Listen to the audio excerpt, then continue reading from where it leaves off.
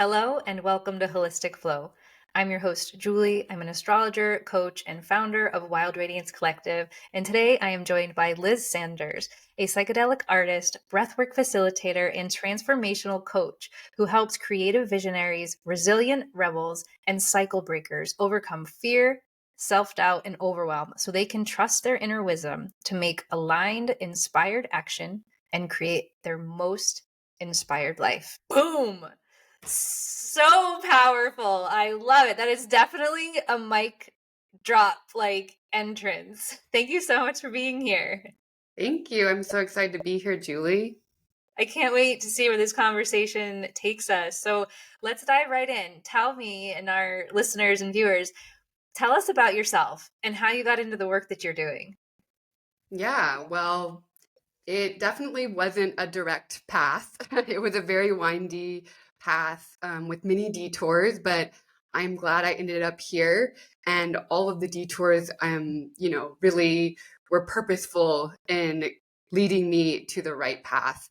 As a young child, I always knew that I was really creative and I wanted to be an artist, but you grow up and you go to high school and you got to plan college. And I did go to college for art, but eventually in college, I kind of swayed towards more of the design pathway because, you want to get a 9-to-5 job, you want to get insurance and all the things, right, to create the security.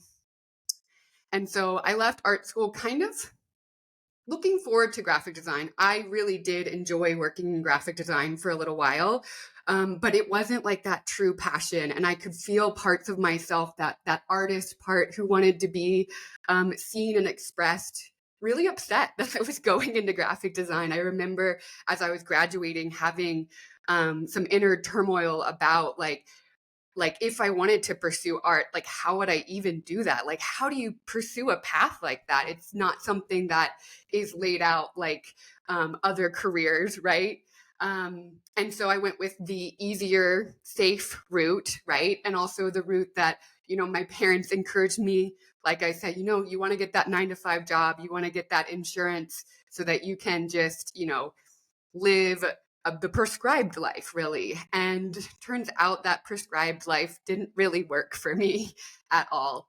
And so after about 8 years in the graphic design world, working in branding and marketing and experiential marketing, I took a big leap to leave graphic design and follow my art, and then also pursue coaching and breathwork because even before I was a graphic designer, a big part of my life has always been mental health. I've struggled with mental health for a long, long time. Since about 12, I was diagnosed as clinically depressed and really struggled with a lot of internal turmoil in terms of darkness and self-doubt and overwhelm, a lot of social anxiety, a lot of suppression of who I really was, my authentic self. And that's another reason why it felt really hard to follow that path of an artist, because again, it's like you really have to have that confidence. And I, wasn't quite sure if I had the confidence. But then I found a lot of beautiful alternative healing methods, starting with yoga and meditation. Eventually, I found breathwork, which was extremely transformative for me. So the year before I made the big leap to follow my art and pursue more of a coaching and healing path, I was 2020. So we know that it was very turmoil. It had a lot of things going on, not only externally in my world with the pandemic and all of that, but internally I was coming to terms with a lot of childhood trauma that I didn't realize was trauma until about 2019, which was causing all of this depression and mental health issues and social anxiety. And so, like I said, in 2020, I found transformational breathwork journeys. So this is a breathwork journey where you would be lying down and breathing for about 40 minutes to an hour and going on an internal journey. And my mental health got so bad in 2020 that I started doing these every single day, which is a lot. Not recommended necessarily, but it helped really clear out so much of the trauma that my body was holding on to, the fear, the contracted state of keeping myself small. Um, and it really helped me connect to my desires and what my soul really wanted. And so that really helped me to take that big leap in 2021 when I launched my art shop. After having not done much art, well, I was trying to pursue my art, but was very blocked for a long time. um, but yeah, that was about 10 years after college, where I had been in that back and forth with myself of like wanting to pursue art but going after a more safe path of graphic design. And then yeah, after launching my art shop, I just decided that graphic design wasn't for me. It really wasn't. As much as I could lie to myself and tell myself that this could fulfill me, I really started to see more clearly, especially because of the breath work and other healing tools that I was using to tune into my internal world, that I needed to pursue a different path. And that would be one that wasn't easy, wasn't laid out step by step, but I was going to figure it out. And so that's when I left graphic design and really started on the path towards becoming a coach and a healer. I took a breathwork certification that year. And yeah, since then, I have just been really moving into really my truest, authentic expression. I can feel it. I can feel it. I can see it. Like it's such a powerful story, and then to have you express it and to be actually being able to see you, which is wonderful. I can hear it in your voice, but I can see it in your face, and it's like you've just been completely renewed. Like this was always here. You just needed to work through some of those things and to express it and to own it. And I think that's incredible. I Mm-hmm. and and the self-reflection you've done is so clear because of this timeline. You're knowing, you're like, I was doing this thing for these reasons and then experienced these challenges and was aware, and then also was trying to be really practical, because that prescribed life, I love that you used that phrase, prescribed life, um, is so often what we feel shuttled into, that boxes us in. Because even in the best scenario, often the jobs that we can get funneled into based on our interests, like with you describing graphic design, it's still not quite right. Like, had you been able to go and just be like some sort of freelance artist or something, not, it's a little bit not safer, you probably would have had more of that playground and that space to express yourself. But that's not, it's not easy. It's not what we're given the opportunity for. And I also love that you mentioned the insurance part, because my parents,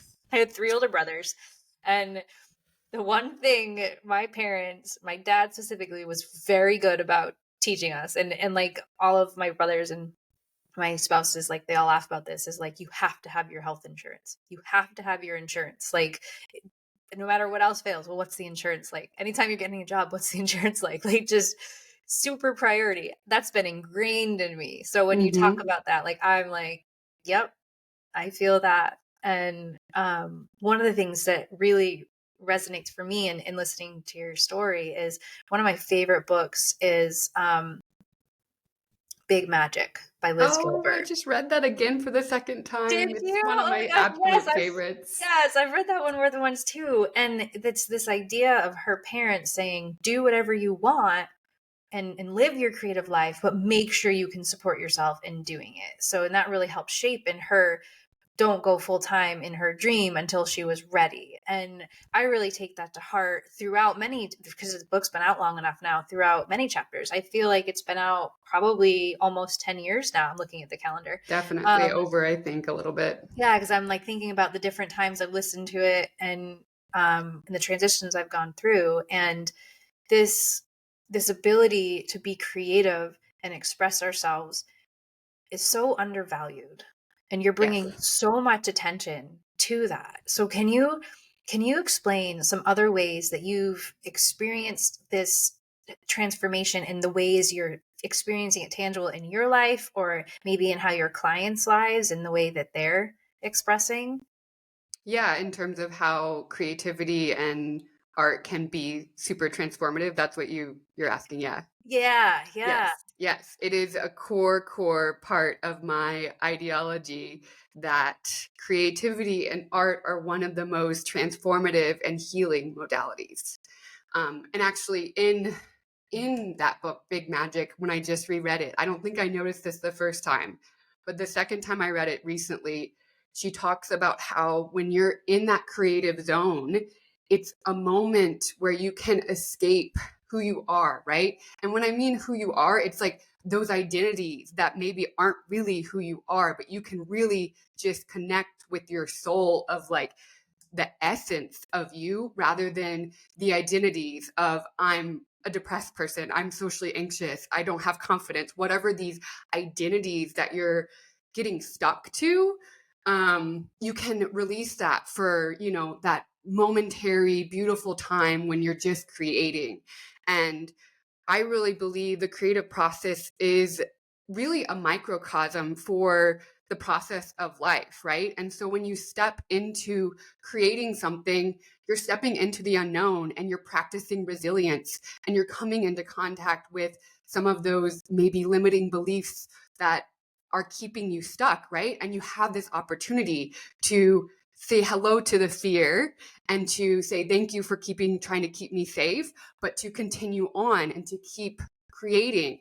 And through that process that you can unravel some of these beliefs and identities that aren't serving you anymore. And it's just so transformative. The other really powerful thing that I think our society really misses is how functional beauty is and how there is science that backs it up, that basically when you are in front of something beautiful, that it opens up your energetic field so that you can choose to think differently, to do differently. It allows you more possibilities. Wow. I have never thought of it like that. And I'm right now in this moment, I'm reflecting on my own situation, thinking about that. And I'm like, that's true. I'm like, I just experienced it. And it was something that, so for me, one of my biggest creative accomplishments right now is my business, Wild Radiance Collective, and what it means to me and what it means to others and how I connect people. And I'm really proud of that. And when it's mirrored back to me that I've created this thing, I do experience that as beautiful. And I've seen that translated. If like I needed that to show what was possible for me. And like when you see other people putting in that effort to create something beautiful, it's the same thing. It's um I just experienced that. Like I'm a little like, wow, I didn't name it. Like there weren't words for it, but you just like really hit it on the head there. So I love that we both are totally in love with this book and that you just re-listened to it again. Like that feels very serendipitous. I have to tell you that all of my podcast episodes and my guest presenters and things like that there's always serendipitous Of stuff. course. I absolutely love it. I'm totally in for it and the magic and the mystery. It's I've great. got the chills. Yeah, right? So what would you say is people's most common obstacle when they come to you? Like what could you say to somebody that has one of these common obstacles to help? I'm sorry, I'm starting to go on like a tangent question. Let's start with just obstacles that people experience. Yeah, I think one of the biggest obstacles that I hear all the time is just like, I'm not creative, or like, I'm not creative enough. I'm not a creative genius. Like, there's only a certain population of very specific people that get to access this creative genius. I believe that it's innate in all of us and that we all have creative genius. And there's even mythology about the idea of all of us having these a creative genius spirit, like a little animal spirit guide that walks with us and helps guide us to connect with our soul and our intuition and the right path, like the things that we're meant to do, right?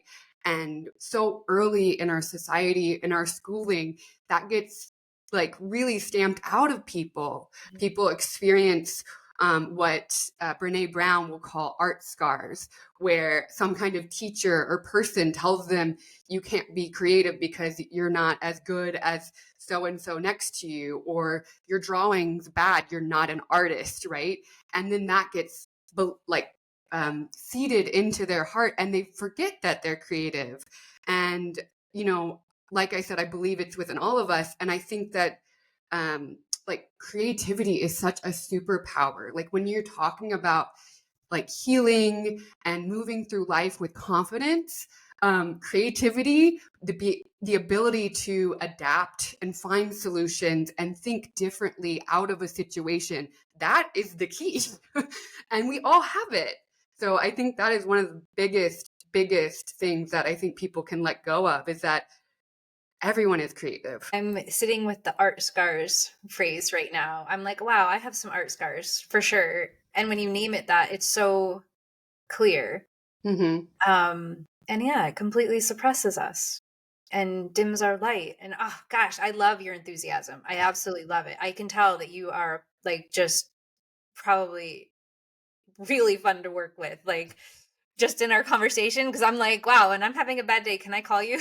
Like, can we? Yes. Yeah, because I Come feel like through. I feel like we would have really good. You'd like break me out of my funk. You would be like, no, let me lay it out for you like it is, which I also really love. I like it when coaches and healers and all different types of people, like everybody needs their different kinds of people, but I tend to resonate with people that can be both very like healing and soft and direct and like clear. So like there's this really special balance that I find that I resonate with, and you for sure have got it, like it's like so much. So what is your like favorite way to work people? I know that you work with people doing somatic healing and subconscious exploration. And I love this purposeful play. Can you tell us Mm. more about these different ways that you work with people? Yeah, purposeful play is, again, one of those things that our society doesn't really think play is purposeful, right? It kind of puts it as like, well, it's fun, it's frivolous, it's not that important. But guess what? Play is super important, because play is actually the way that we learn. It creates more neuroplasticity. If you think about, children, how do we teach them? Through games. If you think about young animals learning to fight and hunt, how do they do that at first? By playing fighting with each other, right? Play creates neuroplasticity in our brain. And so when I talk about purposeful play, I always love to share my own story, which is how I came out of creative block. I basically decided to create a quote unquote game for myself, which lowered the stakes, made things fun and easy. I set out rules, right? I was going to make a collage. It's going to be abstract. It'll only take me an hour. And after that, I'm done. You win by just simply finishing, whether or not you're quite happy with the result at first or not, because the first few ones I was not super happy with. But this project that I created out of play to move out of creative block has started in 2019, and now it's turned into so many avenues of my business. Right now, it is a part of my art installation portals that I tour around Southern California. I have 2 events lined up already for that this year, as well as 2 or 3 others that I've applied to and I'm hoping to call in. And then also, it has become a really cool part of this new workshop that I do called Know Thyself, the Art of Interpretation, where I create a more open, discussive space. We sit with some of my abstract art, journal, reflect on what our interpretation is personally, and then we discuss. And you get to hear everyone else's interpretation, which is fascinating because Oh my you get to gosh. hear the similarities and the differences. So one of the cool things from the one that I just hosted this week was like my interpretation was it was like a spiral of objects coming towards a person, basically her manifesting and bringing them in. And my partner's aunt, who is about 70, she was there with us. And because she's an older perspective, her perspective was this spiral with a labyrinth of all the things that have already happened in your life, right? So you get to see these beautiful like similarities, but also differences. And you get to view the way you're creating and your perspective, which is creating your reality, right? Your perspective is not your reality, but it is creating the reality, right? So this art project that started from some simple play has expanded my life so many ways. First of all, I'm like, oh my gosh, I want to have an event like that at Wild Radiance Collective. That sounds amazing.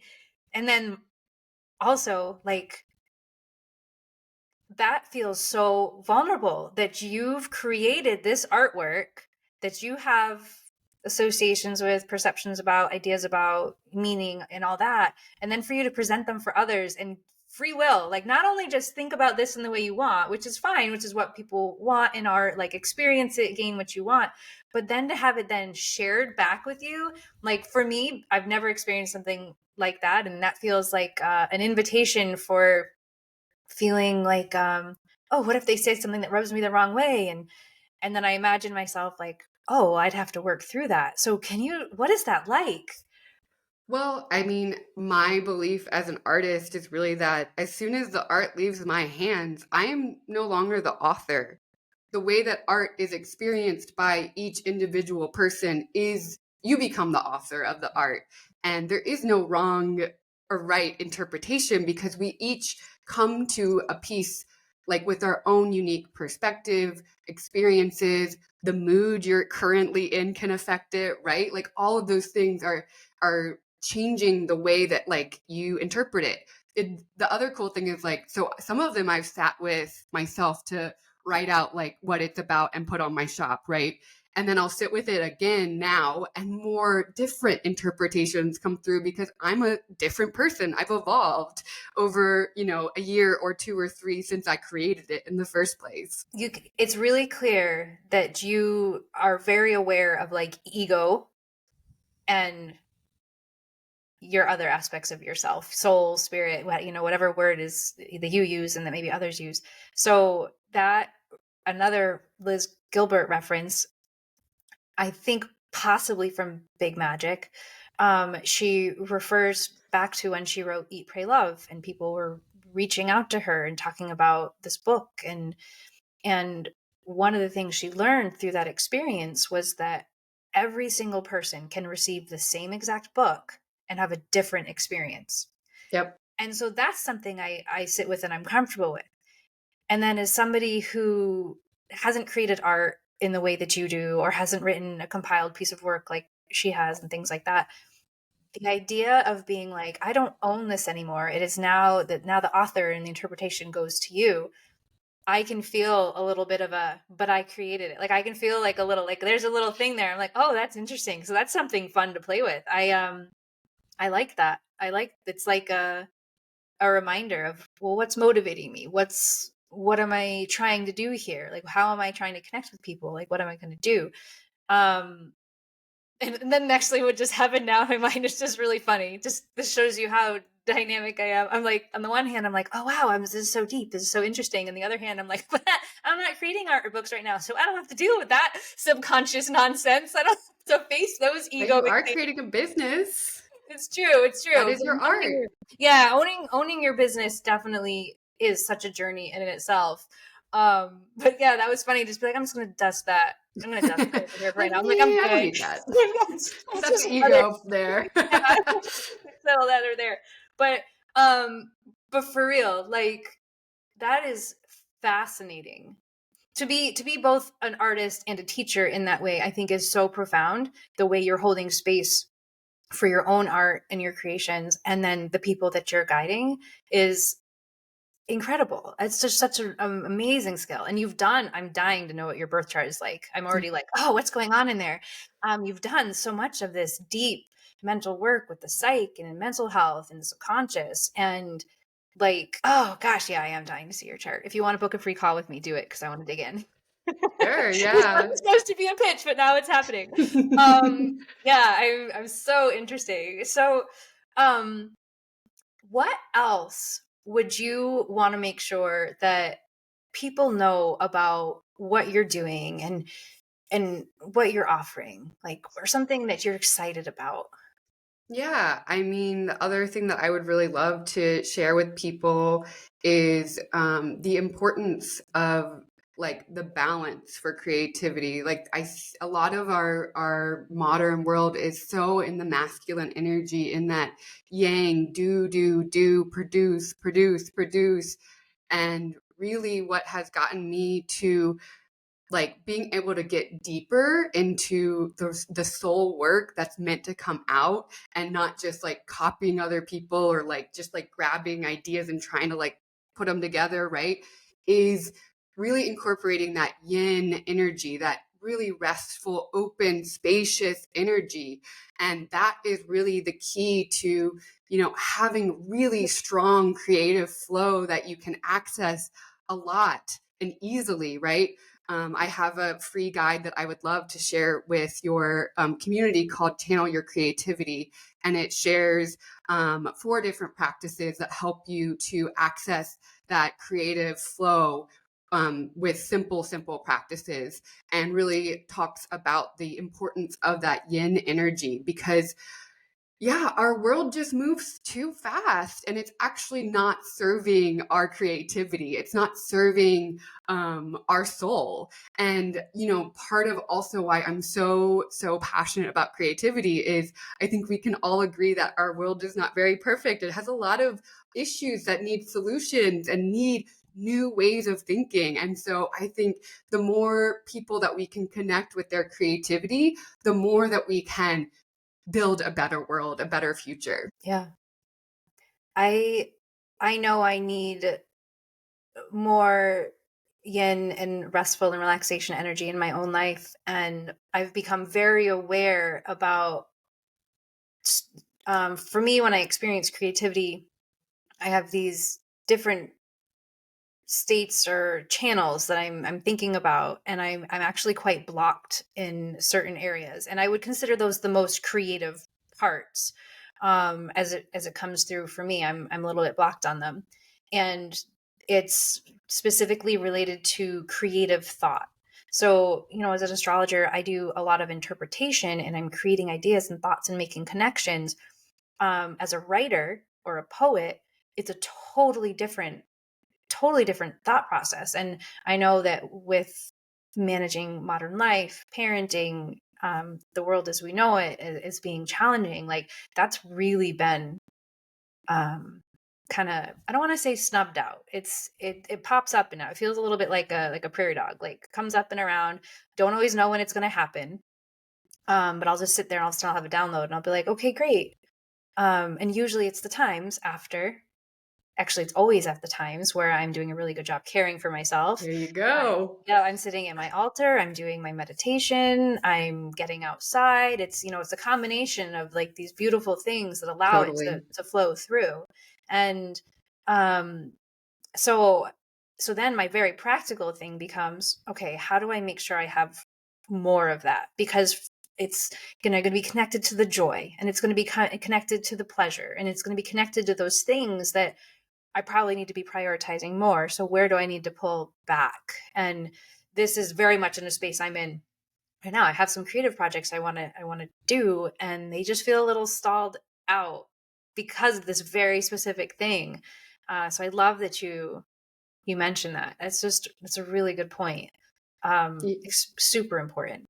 Yeah, I was going to say, I love what you said about when you connect with like your altar and your meditation and nature, that it allows it to come through, right? We're not forcing, we're not, we're not actually like making it happen. It's just happening through us. And when we access those open, spacious states, or connecting with nature, connecting with joy, like you said, that is what allows our channel to be open and to things to just flow with ease, right? Yeah. Like there is such a belief of like, you got to work harder to get about to success, work more. What if you worked less and you achieved more? Like I have done that. I have felt that, it's possible, but it's also very you got to do a lot of work rewiring that part of your brain that is feeding on the productivity and believing that productivity is tied to your worth, and that actually you are worthy of rest, you are worthy of spaciousness, you are worthy of going out, taking a day off and just going to nature, being and doing something joyful, and see the benefits that actually the next day all your work flows simply, easily, without force. Yes. Yes, 100%. Just how, and it happens so subtly that it's just a matter of observing and being like, oh wow, this totally shifted, and I wouldn't have known if I hadn't just given myself this grace to do what I needed or wanted. Like, it doesn't have to be a need, it can just be a desire.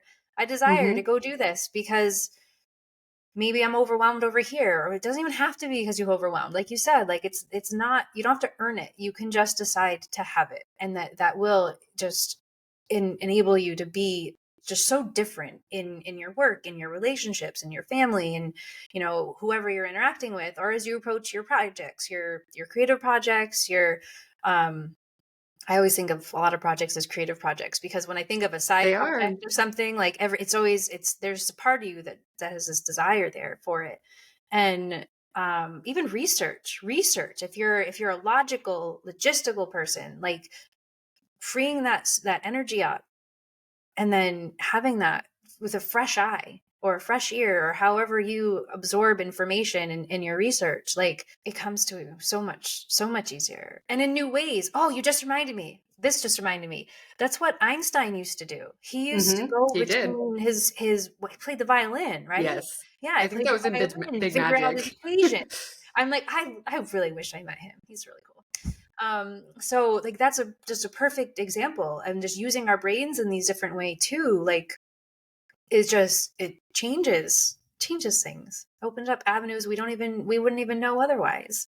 Yeah, you would just keep busying right through without not noticing that there's this simple, very effortless solution if you had taken the time to slow down, tune into the intuition, or just like notice, right?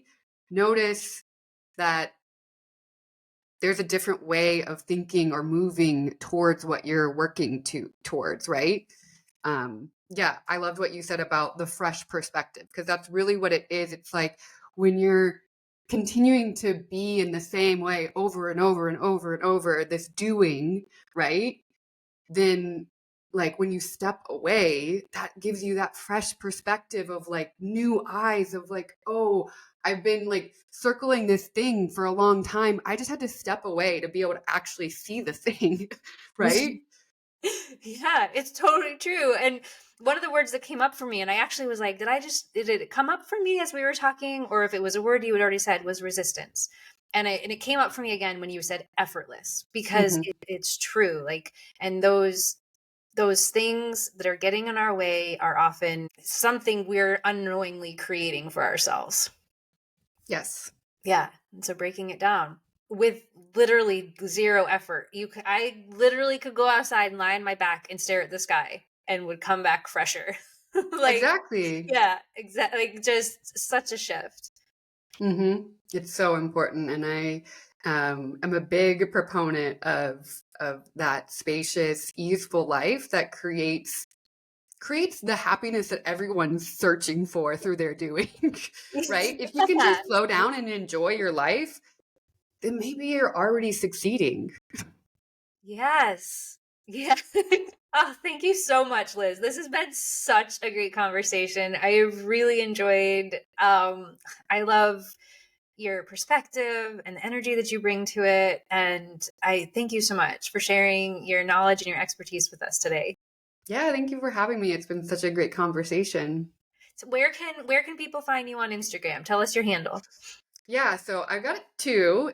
So you can pick or choose or follow me both. But I am Liz Sanders is more of it involves a lot more of the healing and breathwork aspects as well as my artistry. And then I have at Liz Sanders underscore creates, which really focuses mostly on my artwork. Um, yeah, and I would love to connect with any of y'all there, whether you choose one or the other, both. I would just love to connect. Perfect. Thank you. I think I'm actually following you on the healing, so I'm gonna have to go find you on the other one too. Yeah, yeah, yeah. Follow me on the other one. You can see some more of my artwork is on that page for sure. Awesome. Thank you again, and I look forward to seeing you next time. Yeah, thanks so much.